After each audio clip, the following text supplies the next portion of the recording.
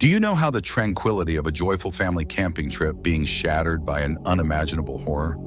Have you ever wondered how a seemingly peaceful getaway can turn into a scene of brutal violence and terror?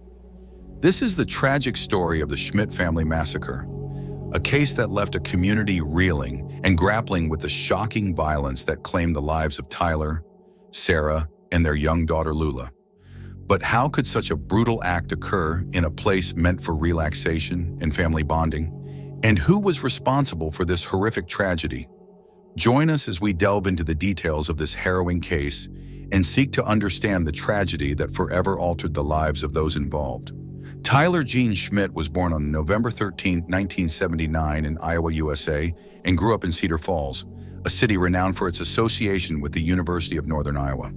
From an early age, Tyler displayed a keen interest in nature and adventure, joining the Boy Scouts and achieving the prestigious rank of Eagle Scout. This accomplishment sparked a lifelong passion for the outdoors, including camping, hiking, and snowshoeing. His enthusiasm for these activities was further nurtured through participation in Lutheran church camps that emphasized family gatherings. Tyler's high school years at Northern Iowa High School in Cedar Falls were marked by his involvement in cross-country running and swimming. He also developed his musical talents by learning to play the trumpet. Following high school, Tyler pursued a degree in computer science at Truman State University in Missouri, where he not only earned his degree but also met Sarah Morehouse, who would later become his wife. Sarah Jean Morehouse was born on March 27, 1980 in Kansas City, Kansas. She spent part of her childhood near St. Louis with her siblings, Karen, Jane, and Adam. Like Tyler, Sarah shared a deep love for the outdoors, particularly birdwatching and entomology. Her commitment to scouting was evident through her attainment of the Gold Award, the highest honor in Girl Scouts. Her adventurous spirit was further highlighted by a backpacking trip to Central America with her mother. Sarah excelled academically and in leadership roles during her school years. As a Truman Scholar at Truman State University, she demonstrated exceptional leadership in student projects aimed at improving school life. Her achievements in both academics and leadership were instrumental in shaping her future career and personal life. Tyler and Sarah's paths crossed at Truman State University, where their shared interests and values led to a deep connection. They began dating and eventually got engaged, with both families supporting their union. On June 22, 2002, Tyler and Sarah were married at St. John Lutheran Church in Cedar Falls. The wedding, attended by family and friends, was a beautiful occasion, marked by Sarah's father walking her down the aisle. The couple chose the Boundary Waters, a pristine wilderness area on the border between the United States and Canada, for their 10-day honeymoon, reflecting their mutual love for nature. In the first decade of their marriage, Tyler and Sarah focused on building their careers and achieving financial stability. After completing their bachelor's degrees, they moved to Lawrence, Kansas, to pursue their master's degrees at the University of Kansas. Tyler worked in various roles, including at a supermarket, UPS, and for 18 years at a business billing and payments company. Sarah, meanwhile, worked as a computer science expert. Their early years of marriage were filled with adventures and a strong commitment to family. They regularly enjoyed board games, participated in activities organized by their Lutheran church community, and supported the Kansas Jayhawks basketball team. In 2013, the couple faced a bittersweet year with the passing of Sarah's father, but also welcomed their first child, Arlo. On September 17, 2015, Tyler and Sarah welcomed their second child, a daughter named Lula Schmidt. When Arlo was 6 and Lula was 3, the family relocated to Cedar Falls to be closer to Tyler's relatives. They quickly became involved in their new community, with Tyler continuing his work as a software engineer and Sarah joining the Cedar Falls Public Library as an assistant. Their warm and friendly nature made them beloved figures in their community. Tyler and Sarah instilled their love for outdoor activities in their children, frequently taking them on camping trips and making time for nature adventures, despite their busy schedules. In 2021, they began camping with Arlo and Lula, ensuring that their children shared their enthusiasm for the outdoors. By mid-2022, Sarah was working long hours, but was determined to balance her professional and family life. She planned a day off in June to celebrate their 20th wedding anniversary and another in July for a family vacation. She was focused on completing a library project by July 26th, with plans to camp at Massacre Caves State Park in Jackson County, Iowa. Known for its stunning natural landscapes and impressive caves, the park was a favorite destination for hikers and explorers. On Thursday, July 21st, the Schmidt family set off on a road trip to Massacre Caves State Park, located about 140 miles from their home. Tyler and Sarah Schmidt were accompanied by their children, Arlo and Lula.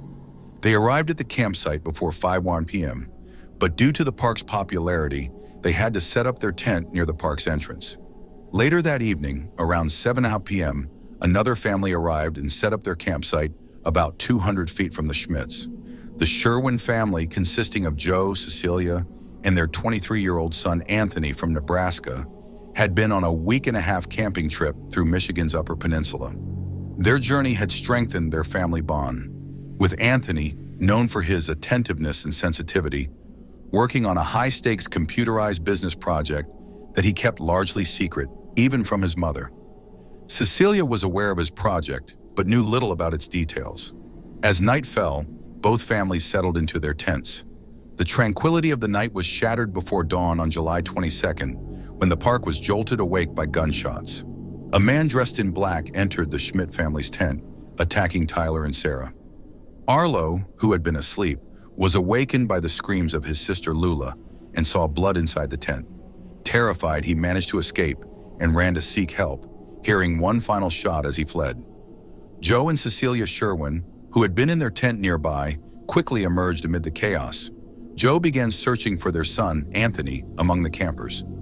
Meanwhile, Arlo, frantic and crying, encountered Cecilia and pleaded for help, explaining that his parents had been shot. Cecilia, taking his hand, rushed to the park entrance and called 911. During the call, Cecilia struggled to pronounce the park's name, complicating the dispatcher's efforts to pinpoint their location. Despite a brief disconnection and being put on hold, Cecilia persisted, providing details about their exact location and handing the phone to Arlo. He told the dispatcher that he had seen a person in black holding a gun and thought his father was hurt. By 6:30 a.m., police officers and paramedics arrived at the Schmidt family's tent, only to find all the occupants dead. The once picturesque campsite had become a crime scene, prompting an immediate search for the shooter. The tactical team evacuated Massacre Caves State Park and Camp Shalom, a nearby Christian summer camp. After ensuring that everyone was accounted for, it was discovered that Anthony Sherwin was missing and armed. At 11:00 a.m., an aerial search led to the discovery of Anthony's body. The police identified him as the primary suspect in the Schmidt family's murders and believed he had taken his own life. The incident led to the closure of the park, which remained shut until July 28th. The Iowa Department of Natural Resources expressed deep condolences, acknowledging the impact of the tragedy on the state's tradition of enjoying its natural wonders. The news sent shockwaves through Cedar Falls, leaving the community in mourning. A sign was placed in the window of the Cedar Falls Public Library, where Sarah had worked, to honor Tyler, Sarah, and Lula, while Tyler's workplace and the mayor of Cedar Falls issued statements expressing their grief and support for Arlo, the sole survivor. A GoFundMe campaign quickly raised over $286,000 to support him. The local authority closed the library for the rest of the day to respect Sarah's co-workers. The tragedy elicited reactions from political leaders, including the Iowa governor and a U.S. House representative, who condemned the attack and expressed their sorrow. Sarah's family, heartbroken by the loss, traveled from North Dakota, Texas, and Michigan to attend the private funeral service at Greenwood Cemetery on August 2nd. A memorial gathering at Overman Park drew more than 200 people, where speakers shared their memories of the Schmidts, and the mayor spoke about his vision for Sarah's future in community service. As the Schmidt family's loved ones grieved and supported Arlo, authorities continued their investigation. Autopsy findings revealed that Tyler had suffered a gunshot wound and multiple sharp force injuries. Sarah had only sharp force injuries, and Lula had been both shot and strangled. In early August 2022, the Iowa Department of Public Safety released details identifying Anthony Sherwin as the perpetrator of the murders and his subsequent suicide. The investigation found no prior connection between Anthony and the Schmidts, and no motive for the attack was established. A hand-assembled firearm, a so-called ghost gun, was recovered near Anthony's body. The Sherwin family confirmed that Anthony had built the weapon as a challenge and had no prior criminal record. They had no experience with guns and had taken classes to learn how to handle them due to rising crime rates in Nebraska. The Sherwin family, convinced of their son Anthony's innocence, made efforts to challenge the official narrative surrounding the tragic incident at Maquoketa Cave State Park.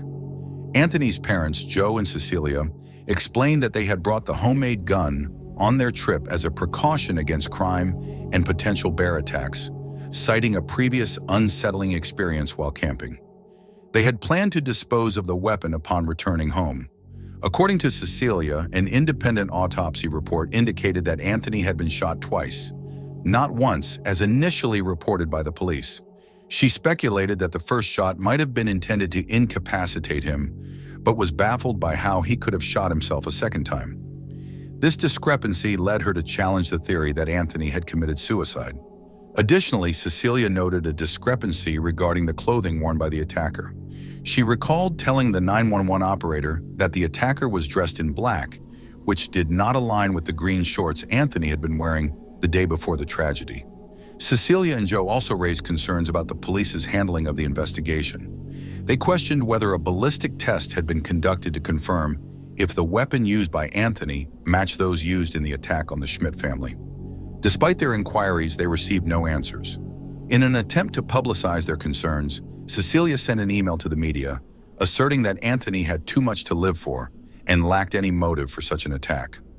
She insisted that Anthony was incapable of committing the murders and had no known connection to the Schmidt family. Her email included a plea for an independent review of the case, but they received no response. In January 2023, a media outlet sought public records related to the case under Iowa's Open Records Law and the Freedom of Information Act. The request included incident reports, investigation documents, crime scene summaries, and autopsy reports. Devin McClone from the Iowa Department of Public Safety responded, stating that the records were not public and only immediate facts and circumstances of the case could be shared. When the media outlet later inquired about whether the weapon used by Anthony matched the one used in the murders, they received no reply.